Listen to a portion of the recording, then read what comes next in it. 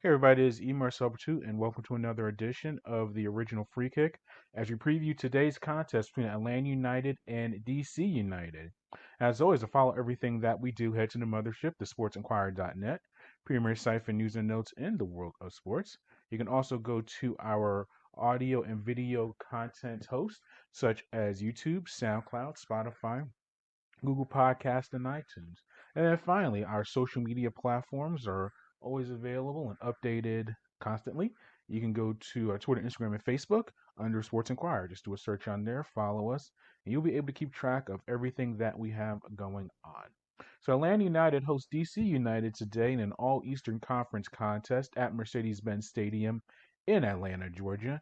Atlanta United has won 6 of its last 7 matches coming into the contest, including a victory over FC Cincinnati 4-0 on September 15th.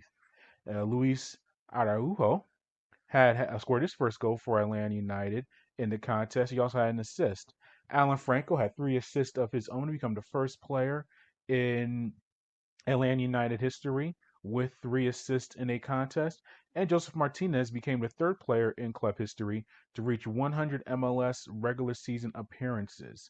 He capped that off with 2 goals in the contest to bring his regular season goal total to 85, which smashes the record for the most goals by a player through his first 100 appearances. That record was previously held by Roy Lassiter at a 69 contest or at 69 goals. So he is a just a dominant performer for Atlanta United.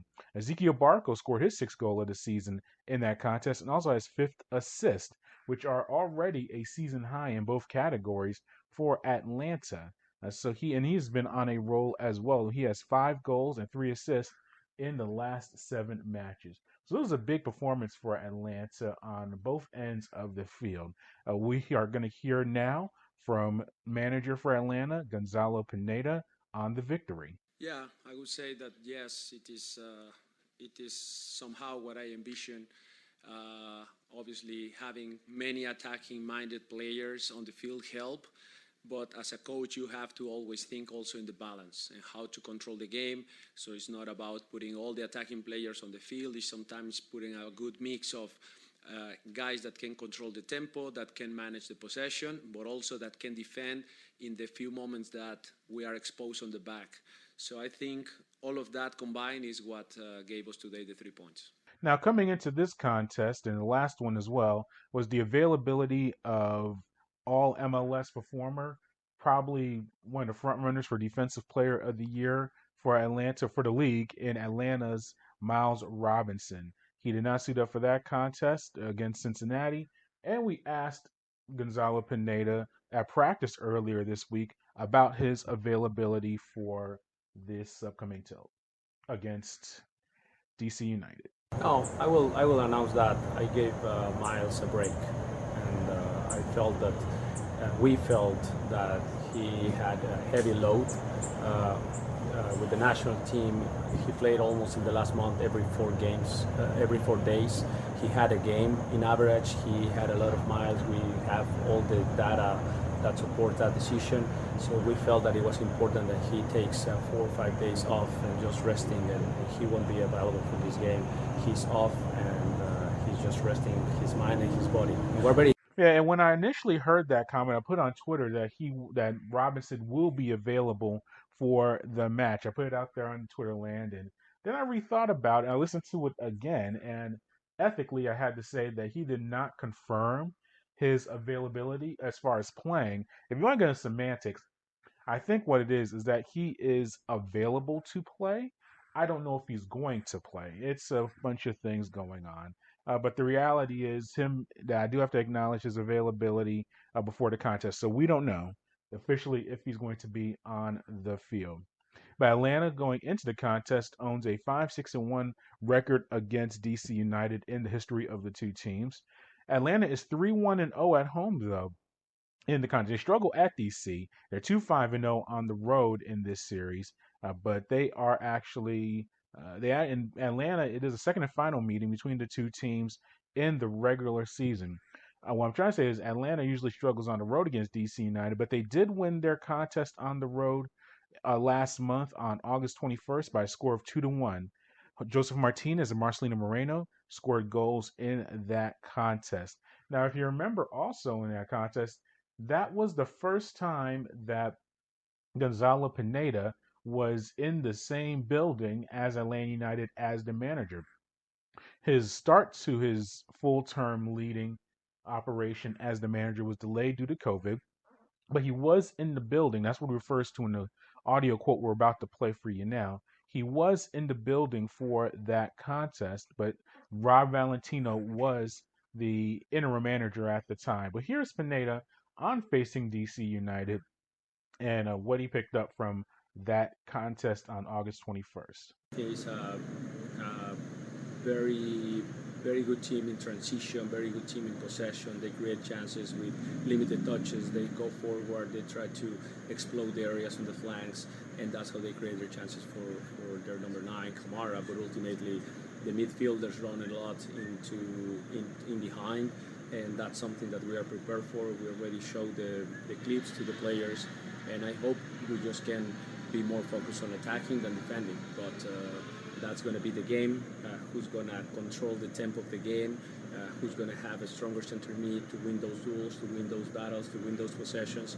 And I think that it's going to be a very, very interesting team in terms of tactics, in terms of mentality, in terms of football. Now, DC United, they come into the contest right in the playoff picture. We'll go into the standings in a moment.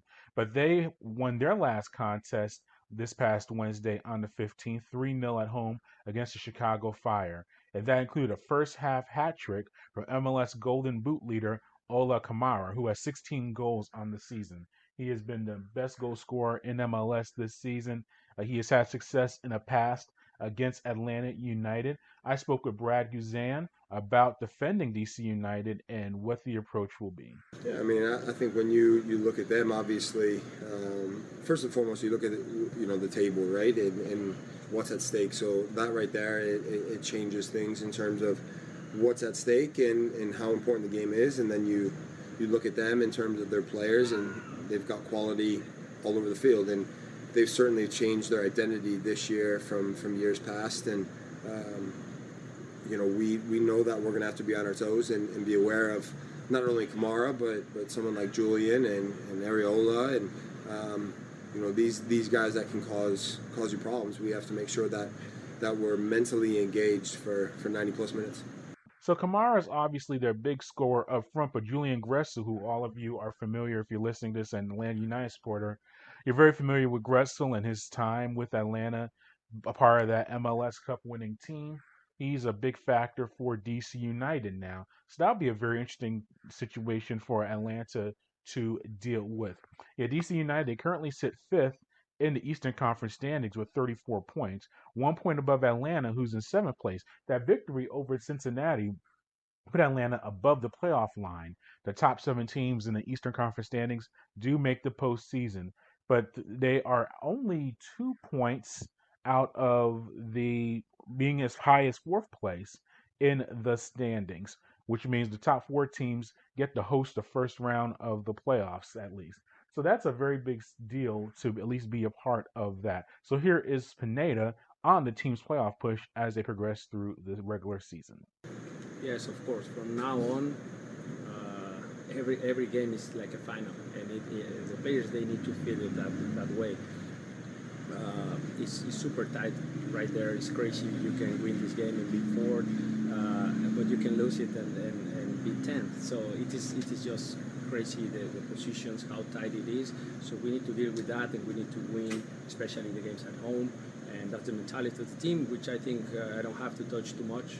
I think they understand. The leaders of the team understand the value of this game, and I think we just need to perform tomorrow. And we'll have a recap of the contest within the next 24 to 48 hours after it takes place. We'll recap it, have some audio from the post-game pressers, and hear from some players and everything like that. So make sure you go to thesportsinquirer.net to get that. Go to our social media platforms. Whenever that goes up, as far as post-game, it'll be right on those platforms on Twitter, Instagram, and Facebook under the Sports Inquirer. And then finally, subscribe to us on YouTube, SoundCloud, Spotify, Google Podcasts, iTunes. All of our audio and video host. Do a search on there, and you'll be able to keep track of all that we have going on. Until next time, good fight, good night, and be safe.